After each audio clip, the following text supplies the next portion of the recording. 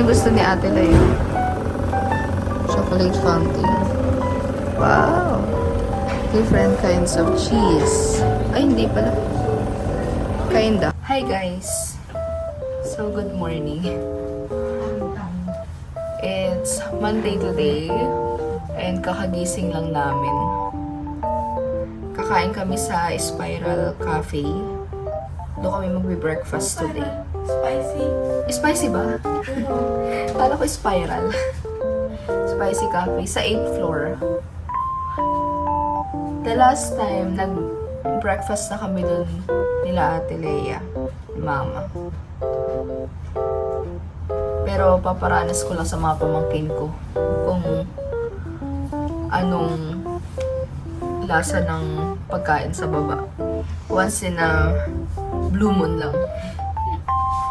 While we're here. Yan, kakagising, as in kakagising ko lang. Kakagising lang namin.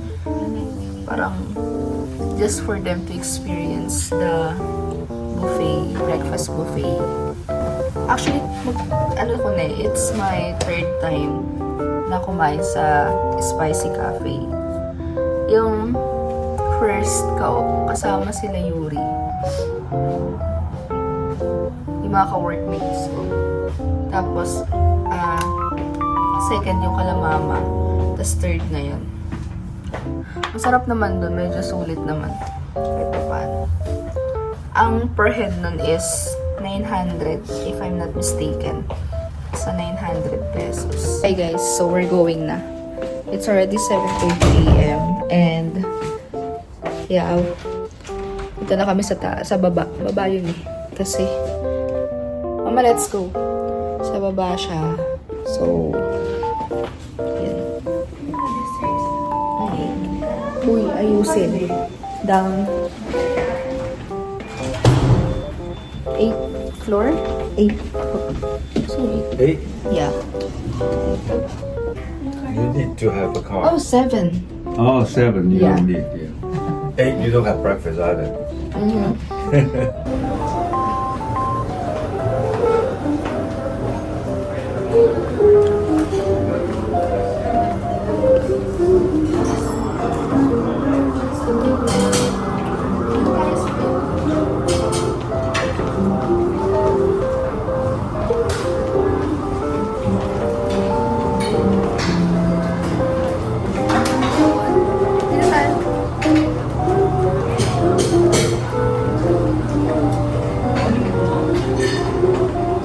Tiday!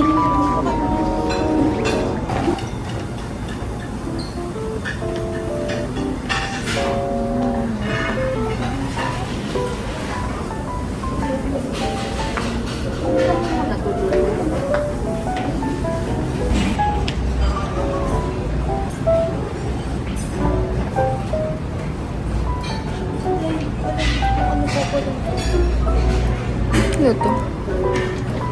Pansit.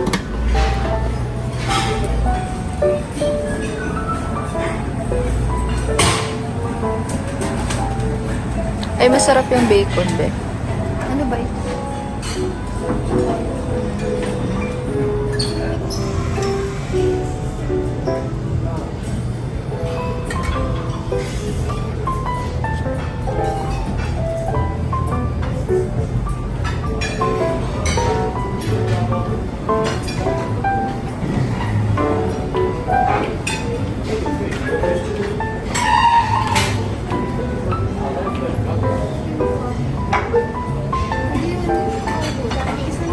What's this? Biryani rice. Ha! Bigat. Uy, gusto ko to. This one. Rice. Konti. Tas mo. Pag ako nabukod. Pag agad.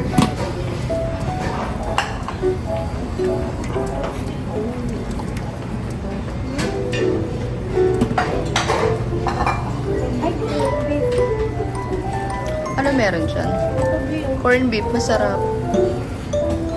Baka ha. Kalay tingin. Andun.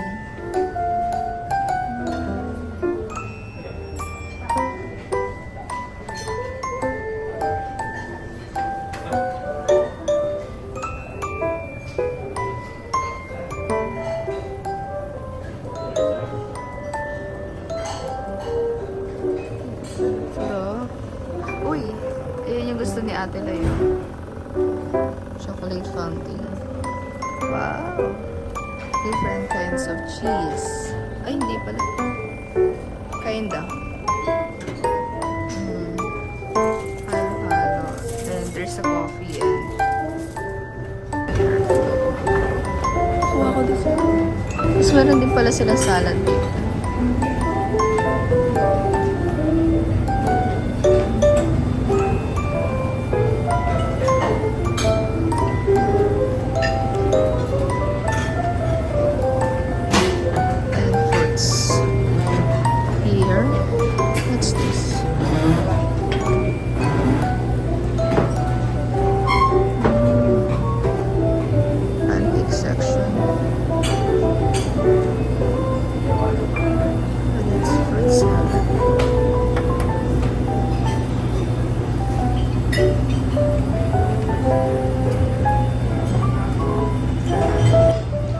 Lolo. Ay, kain ako.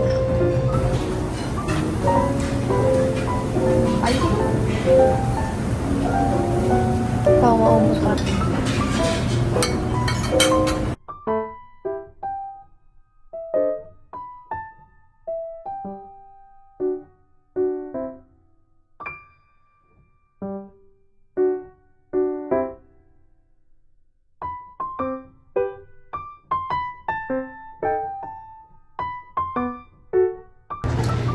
Ano kaya to? Pepper. Pepper. Ay, diba? Ang galing. Candy ba yun, te? Candy. Pondo. Basta fountain.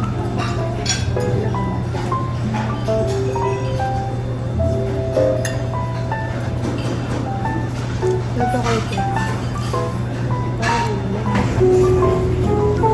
Round 3.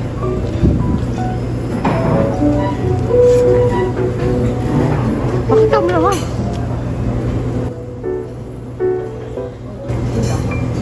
Ayun po sa akin.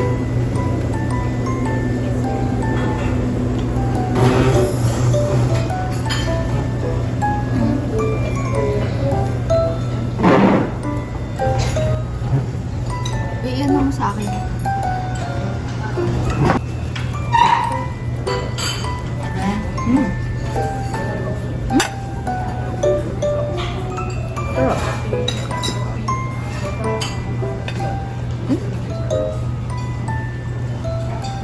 Tingnan natin.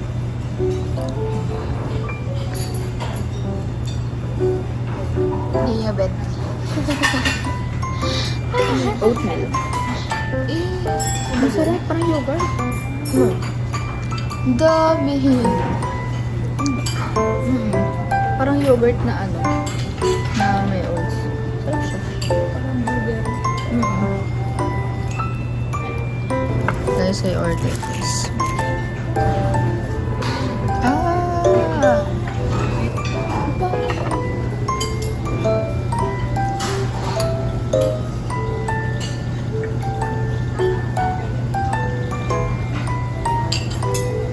Salay.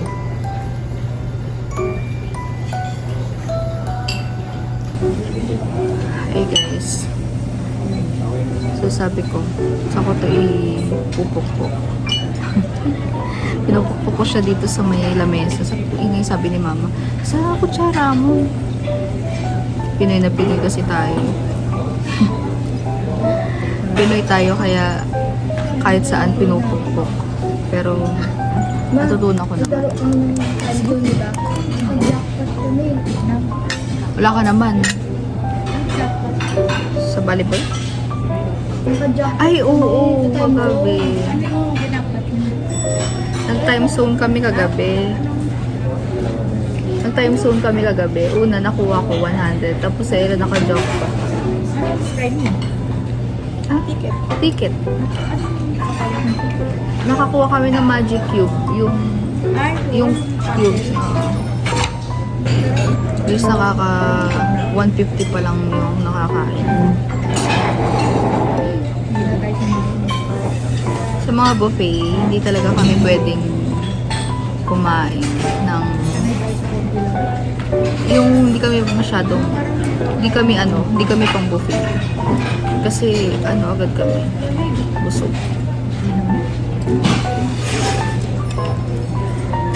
Sabi ko kasi dito na lang kami kumain para maipakita ko na kung ano yung meron dito sa Spice Cafe. Masarap naman yung pagkain nila talaga dito.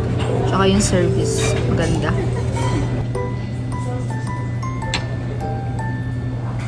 Tapos matamis pala. Hindi ito sugar.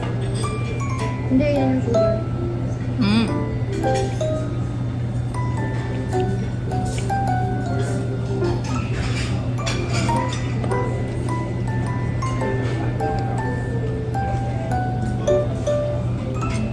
Ang laki pala ng lutuan nila dun. Hello. Hey guys. Nakababa na kami. Nakaakyat pala. Kasi 7th floor yung yung Spice Cafe nasa 7th floor, tapos yung room namin nasa 12th floor. So naantok pa ako. Bali, ang bill namin is 3,900 something, ganun. Kasi ang isa is 990 pesos. Yeah, mahal. Mahal, pero okay naman. Parang masarap naman yung food nila. Tapos yung services, maganda. Yan. Tapos, parang pinaranas ko lang talaga sa mga pamangkin ko kung ano yung lasa ng breakfast nila dito. Pero since naranasan na nila, undox na kami ulit sa susunod. Hindi na kami magbo-buffet. Grabe, ang mahal. So, yun lang guys. Matutulog muna ako kay mamaya magsiswimming kami nila mama sa taas. Bali, pahinga lang. Kasi kakatapos lang kumain, di ba? So, yun lang. Grabe, ay bags. Hey guys, so it's already 10:45 a.m. Kakagising lang namin and wala pa kaming almusal kasi mamaya pag out namin dito diretso kami sa SM Mega Mall. So doon na lang muna kami kakain at magre-reach ng 8,000 step for a day.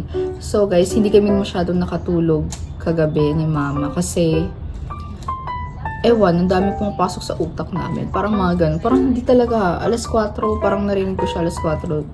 Doon lang siya humilik. Ganun. Pero, nung mga maaga-aga pa, hindi siya talaga nakatulog. Kahit ako rin. Ewan ko, parang baka may mumu. Charis lang. So guys, hindi ko pa pala na-mention. Kahapon pala hindi na ako nag-vlog.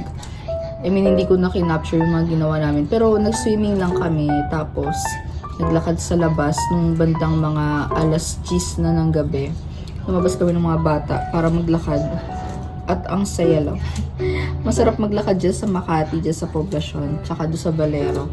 Kasi ang dami mong parang sarap mag-picture, mga ganun. So, ayun nga, hindi ko pa na-mention guys na meron gym dito.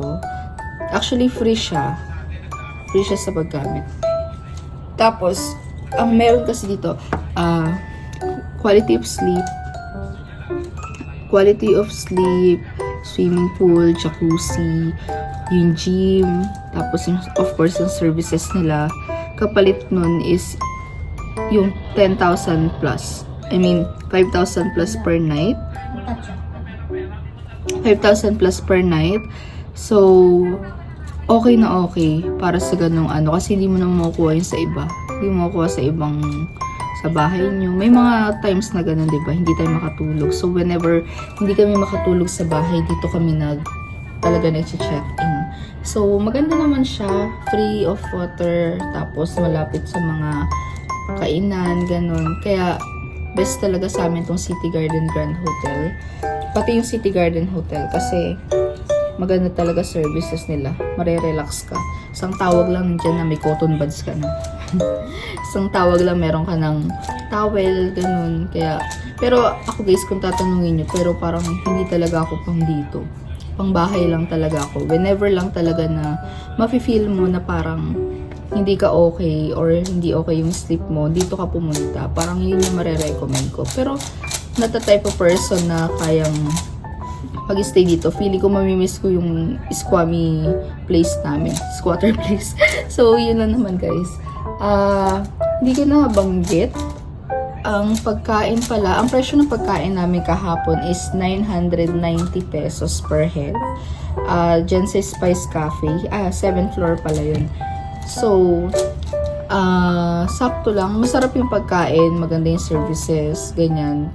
Pero kung tatanungin niyo ako, yung 990 mo, marami ka ng option na makakainan doon sa sa Vikings. Yung mga masasarap na na nakainan. Yun, mas mas worth it doon. Dito kasi, tamang breakfast lang, tapos wala lang, sakto lang, ganun. Pero masarap siya. Masarap yung food, lalo yung bacon niya. Ang sinasabi ko lang is, baka yung 990 mo, pumunta ka lang sa Glorieta.